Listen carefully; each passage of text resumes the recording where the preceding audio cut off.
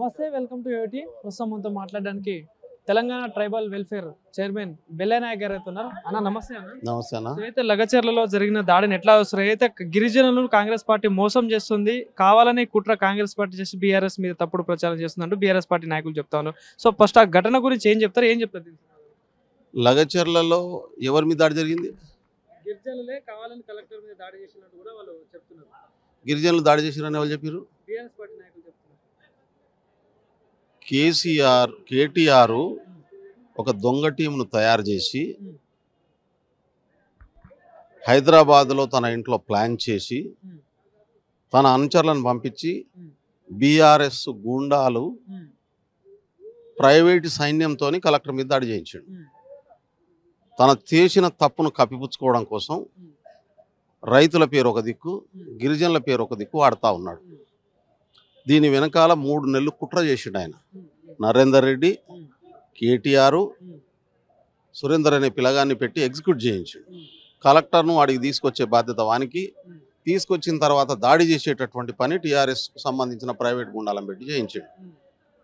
నేనైతే మా ప్రభుత్వాన్ని కోరుతా ఉన్నాను, నేను లగచర్ల పోయి వాస్తవాలని చూసి వచ్చిన. ఇమ్మీడియట్గా కేటీఆర్ని అరెస్ట్ చేయాలి.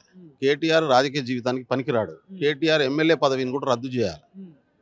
ఎందుకు ఈ మాట చెప్తున్నానంటే, డెవలప్మెంట్ కోసం పరిశ్రమలు పెట్టాలనేటటువంటి ఉద్దేశంతో ప్రభుత్వం ముందస్తుగా జాగా సేకరిస్తుంది. ఎక్కడన్నా కానీ ఇండస్ట్రియల్ డిపార్ట్మెంట్ ఇస్తే నోటిఫికేషన్ ఇచ్చారు. ఇక ఈ భూములు తీసుకుంటాం, 1314 ఎకరాల భూములు ఈ ఏరియాలలో కావాలి అని తీసుకుంటాం అని చెప్పారు.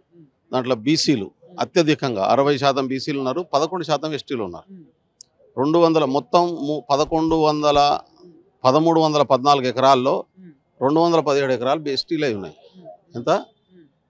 217 ఎకరాలు ఎస్టీలే ఉన్నాయి. దాదాపు 600 కుటుంబాలకు సంబంధించిన భూమి పోతుంది.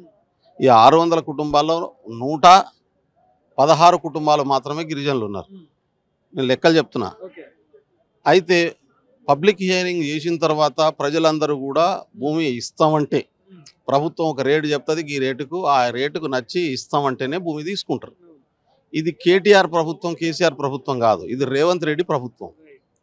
ఇక్కడ రైతులని దాడి చేసో, పోలీసులు పోయి దాడి చేసిరా రైతుల మీద? ఇప్పుడు ఏం జరిగింది? ప్రభుత్వం ఇక్కడ తీసుకోవాలనుకుంటుంది, ఇంత కాంపెన్సేషన్ ఒక ప్రపోజల్ మీకు చెప్తున్నాం, దీని మీద చర్చించడానికి మీరు సిద్ధమా అని చెప్పి మీ ఆలోచన ఏందో తెలుసుకుందామని ఒక పబ్లిక్ హియరింగ్ పెట్టి ఆడికి కలెక్టర్ పోతే ఆడికి ఎవరు రానియలే. ఒక ఊరోళ్ళు 3 ఊర్లు ఉంటే ఒక ఊరోళ్ళు ఆల్రెడీ మేము ఇస్తామని చెప్పేసారు. 2వ ఊర్లో పెట్టిన కాడికి ఆ ఊర్లో కేటీఆర్ స్కెచ్ చేసి నెల రోజుల నుంచి ఒక మనిషిని పెట్టి ఆడ భయభ్రాంతులకు గురి చేసి ఏమేమి తప్పుడు ప్రచారాలు చేసిరాడా. మొత్తం ఊర్లలో ఉన్నటువంటి 4000 ఎకరాల భూమి తీసేసుకుంటారు, ఇండ్లు తీసేసుకుంటారు, గుంజుకుంటారు. తీసేసుకుంటూ కాదు, గుంజుకుంటారు. కాంపెన్సేషన్ ఇయర్ మీకు అనేటటువంటి పద్ధతిలో అట్లా రెచ్చగొట్టి ఒక మిస్ఇన్ఫర్మేషన్ను మొత్తం ప్రజల మధ్య భయభ్రాంతులకు గురి చేసేటటువంటి పనిని కేటీఆర్ చేయించాడు. దాంతో జనరల్గానే భూమి పోతుందేమో, ఇండ్లు పోతుందేమో, జాగ పోతుందని భయాందోళన ఉంటారు. ప్రభుత్వం భూములు, జాగలు, ఇల్లు తీసుకుంటుంది. అయ్యన్నా అంటే ఒక తప్పుడు క్రిమినల్ ఆలోచనను కలిగి కేటీఆర్ చేసినటువంటి కుట్ర ఇది. ఏంటంటే మరి కాంగ్రెస్ పార్టీ మీరు అధికారంలో ఉన్నారన్న, మరి ముందే ఎందుకు ఇంటెలిజెన్స్ ఇదంతా గ్రహించలేదు? దీన్ని ఎందుకు ఆపలేకపోయారు మరి కాంగ్రెస్ పార్టీ? కలెక్టర్ గారు చాలా శాంతంగా, మన ప్రజలు, రెండోది నోటిఫికేషన్ ఇచ్చే ముందే అక్కడ ల్యాండ్ రేటును పెంచింది ప్రభుత్వం. గుర్తుపెట్టుకోండి, ల్యాండ్ రేటును పెంచి నోటిఫికేషన్ ఇచ్చింది. గతంలో దాదాపు 2 లక్షల ఎకరాల భూమిని సేకరించింది రాష్ట్రంలో. ఎక్కడన్నా ల్యాండ్ రేటును పెంచాడా కేసీఆర్? ఎంతమంది ఎన్నిసార్లు పెట్టినాం మేము? అయితే ముఖ్యమంత్రి గారు తన సొంత నియోజకవర్గంలో ఒక ఇండస్ట్రియల్ పార్కు పెట్టడం వల్ల ఇండస్ట్రీస్ వస్తే లోకల్ పిల్లలకు ఉద్యోగాలు వస్తాయి, బ్యాక్వర్డ్ ఏరియాలో దాన్ని పెట్టుకోవడం వల్ల మంచిది, నాకు అవకాశం ఉంది ముఖ్యమంత్రిగా అనేటటువంటి ఉద్దేశంతో ముందుకు వచ్చాడు. ప్రభుత్వం ప్రతిపాదన ఏందో తెలియదు. నిన్న మేము పోయి మాట్లాడేదాకా ల్యాండ్ తీసుకుంటే ప్రభుత్వం ఏమి ఇయ్యదలుచుకున్నదో చెప్పలేదు, అలా చెప్పనీయలేదు. 17 లక్షల రూపాయల ఎకరానికి, ప్రతి ఎకరానికి 150 రూపాయల ఇండ్ల స్థలానికి సంబంధించిన స్థలం. ఇందిరమ్మ ప్రతి 18 సంవత్సరాలు దాటి పెళ్లి చేసుకున్న ప్రతి ఒక్కడికి ఇందిరమ్మ ఇండ్లు. దాంతో పాటుగా చదువుకొని 10th, ఇంటర్, డిగ్రీ, పీజీ చేసినటువంటి వాళ్ళు ఎంతమంది ఆ కుటుంబాలలో ఉంటే, ఒక్కలుండని, ఇద్దరుండని, ముద్దుండని, ఆ ప్రతి కుటుంబ సభ్యుడికి ఐదర్ గవర్నమెంట్ ఆర్ ప్రైవేట్ ఈ 2 రంగాల్లో జాబులు ఇప్పియాలనేది ముఖ్యమంత్రి గారి ఆలోచన. తన ప్రాంతాన్ని డెవలప్ చేసుకోవాలనేది ఆలోచన. ఇప్పుడు ఇది చెప్పనియనేలే, ప్రతిపాదన చెప్పనిపోయాడు కలెక్టరు. పబ్లిక్ హియరింగ్ లో చెప్తారు ఇదంతా. పబ్లిక్ హియరింగ్ కాడ ఈ ప్రతిపాదన దగ్గరికి చెప్పనియలే. ఒక టీఆర్ఎస్ నాయకుడు రైతు కండ వేసుకొని, రైతు వేషం వేసుకొని, నెల రోజులుగా ట్రైన్ అయ్యి ఊరిని మొత్తం పొల్యూట్ చేసి కలెక్టర్ గారి దగ్గరికి వచ్చి, సార్ ఇక్కడ దాకా వచ్చిర్రు మీరు, కిలోమీటరే రండి సార్ అంటే, నిజంగానేమో రైతులు మన రైతులు కూర్చున్నారు మాట్లాడదామని కలెక్టర్ ఆయన చెప్తే అడిగి పోయిండు. పోగానే రెడీ చేసిన ఇంకో బ్యాచ్ కలెక్టర్ కార్లకి వెళ్ళి కింది కాలు పెట్టిండు. ఒకటేమో ఎయిర్రా అనే బ్యాచ్, ఇంకోటేమో ఏసే బ్యాచ్. ఈ 2 బ్యాచ్లను తయారు చేసి పెట్టుకున్నాడా. జనాలేమో వాళ్ళ సమస్యను చెప్పుకుందామని నిరసనలో కూర్చున్నారు. ఆ జనాల మధ్యన దూరి టీఆర్ఎస్ నాయకులను కూర్చోబెట్టుకొని రైతేశం వేయించుకొని కలెక్టర్ను, జాయింట్ కలెక్టర్ను దాడి చేశారు. ఇంతకు ముందు భూమి గుంజుకోవడం కోసం పోలీసులు రైతుల మీద దాడి చేసి చూసినాం మనం. కానీ కుట్రపూరితమైనటువంటి పద్ధతుల్లో రేవంత్ రెడ్డిని బదనాం చేయాలి. ఎందుకంటే కలెక్టర్ మీద దాడి జరిగింది అనుకో, కలెక్టర్ మెజిస్ట్రేట్ పవర్ ఉంటుంది, ఆయన ఫైరింగ్ ఆర్డర్ ఇచ్చిండు అనుకో, 4 రైతులు చచ్చిపోయారు అనుకో, దాన్ని అడ్డం పెట్టుకొని రేవంత్ రెడ్డిని బదనాం చేయాలి దేశం అనేటటువంటి నీచమైనటువంటి క్రిమినల్. సినిమాలలో చూస్తాం చూడు మనం, ఎవరైనా ప్రజలు ర్యాలీ తీస్తుంటే నాయకులు కొంతమందిని పంపించేసి గుండాలను రాళ్ళేయించి పోలీసులతో ఫైరింగ్ చేయించి 4 చచ్చిపోయేటట్టు చేస్తారు చూడు. ఇగో ఇటువంటి క్రిమినల్ ఆలోచన చేసిండు కేటీఆర్.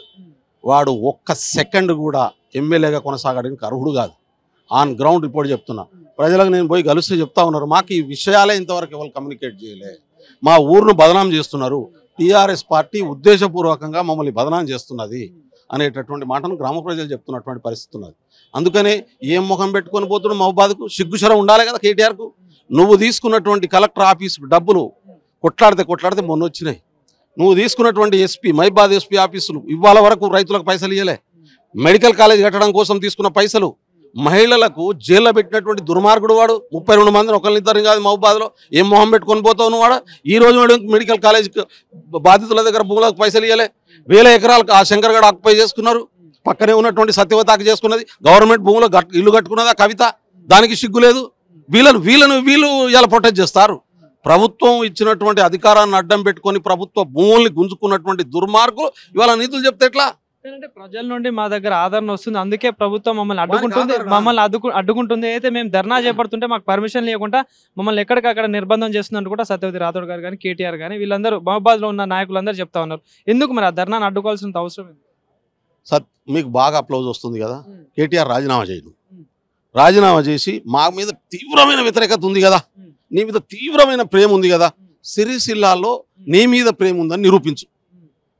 నువ్వు ఏడికైనా పోయి మీటింగ్ పెట్టుకో, నాకేం అభ్యంతరం లేదు. నీకు అద్భుతమైన ఆదరణ వస్తుంది కదా. సిరిసిల్లాలో కేటీఆర్ నువ్వు రాజీనామా చేయి, ఎందుకంటే బై ఎలక్షన్లు మీ పేటెంట్ హక్కు కదా, ఎక్కడైనా గెలుస్తారు కదా. సిద్దిపేటలో కేటీఆర్ను హరీష్ రావును రాజీనామా చేయమను.